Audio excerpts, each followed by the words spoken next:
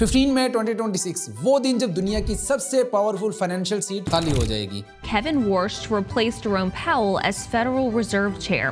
To replace Jerome Powell as chairman of the Federal Reserve. और जिन traders को 15 मई की इस न्यूज़ का नहीं पता वो यकीनन लॉस करेंगे। पॉल जा रहा है और वर्ष आ रहा है और आप सोच रहे होंगे ठीक है मार्केट प्राइस इन कर चुकी है, लेकिन आप यहाँ पे गलत हो। पिछली एफओएमसी के अंदर 4 डिसेंट्स थे और 1992 के बाद ये सबसे ज्यादा डिसेंट्स हैं। मतलब फेड के लोग आपस में ही जंग लड़ रहे हैं और ये पावल की लगाई हुई वार एज इट इज वर्ष को डिलीवर होगी। लास्ट वीक मैंने पॉल की लास्ट प्रेस कॉन्फ्रेंस देखी थी। उन्होंने बोला I am waiting for the investigation to be over with finality and transparency. ये नॉर्मल फेड चेयर की लैंग्वेज नहीं है। I'm waiting, for the investigation to be well and truly over with finality and transparency. ये political battlefield की language है। Department of justice की investigation drop हुई, Trump पावल टेंशन पीक पे थी और अभी भी पावल बोर्ड मेंबर रहना चाहते हैं क्योंकि उन्हें लगता है फेड में इंडिपेंडेंसी ख़त्म हो जाएगी और पॉलिटिकल इन्फ्लुएंस इसमें आ जाएगा। अब ट्विस्ट इसमें यह है कि सब कह रहे हैं कि वर्ष डॉइश है, रेट कट करेगा, लेकिन Beth Hammack, Cleveland Fed, Neel Kashkari, Minneapolis Fed, Lorie Logan, Dallas Fed, ये 3 प्रेसिडेंट सरेआम कह चुके हैं ईजिंग बायस एक्सेप्ट नहीं है। मतलब भाई रेट कट करना चाहते हो तो हम इसके अगेंस्ट हैं। वो लोग बिल्कुल भी वर्ष को यहाँ पर सपोर्ट नहीं कर रहे। तो अब सवाल ये है कि जून 16-17 की मीटिंग में क्या होगा, मैं बताता हूँ, लेकिन पहले ये समझते हैं कि ये जो डिसीजन है डॉलर इंडेक्स, गोल्ड, बिटकॉइन और पाकिस्तानी करेंसी के ऊपर क्या असर डालेगा। सबसे पहले हम बात करते हैं क्रॉस एसेट पोजीशनिंग के ऊपर। पहले डॉलर इंडेक्स को देखें तो वो करंटली जो 9900 की रेंज में ट्रेड कर रहा है। अगर वर्ष डॉइश सरप्राइज दे देता है यानी कि आते ही रेट कट कर देता है तो डॉलर इंडेक्स क्रैश करके 96 तक जा सकता है और अगर रेट कट नहीं होता या वो वहीं पे रहता है तो डेफिनेटली डॉलर इंडेक्स 102 तक जा सकता है। दूसरी चीज़ गोल्ड अभी जो है वो 4670 पे ट्रेड हो रहा है।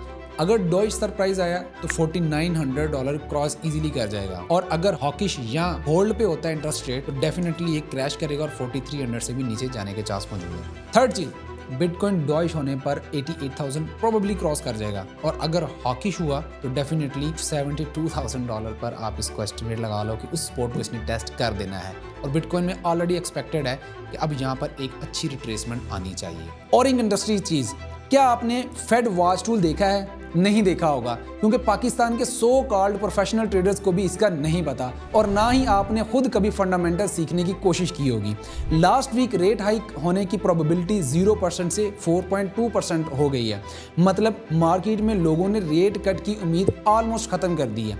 ये नंबर मज़ीद इंक्रीज हुआ तो इक्विटीज़ क्रैश कर जाएंगी और गोल्ड न्यू रिकॉर्ड जो है बना सकता है, न्यू ऑल टाइम हाई भी बना सकता है। अब एक और चीज़ बताता हूँ जो 95% इंटरनेशनल ट्रेडर्स को भी नहीं पता। 10 ईयर्स ट्रेजरी यील्ड 4.4% पे है और 2 ईयर यील्ड में भी स्पाइक आया हुआ है। यील्ड कर्व अभी नॉर्मल है और रिसेशन सिग्नल जो था कि यूएस जो रिसेशन में जा सकता है वो भी अब ख़त्म हो चुका है। लेकिन अगर वर्ष आता है और कट्स शुरू कर देता है तो यील्ड कर्व उल्टा स्टीव कर जाएगा और ये हिस्टोरिकली इक्विटीज़ के लिए बुलिश होता है क्योंकि फाइनेंशियल मार्केट्स इसमें जब ऐसी कंडीशन होती है तो रैली पकड़ लेती हैं।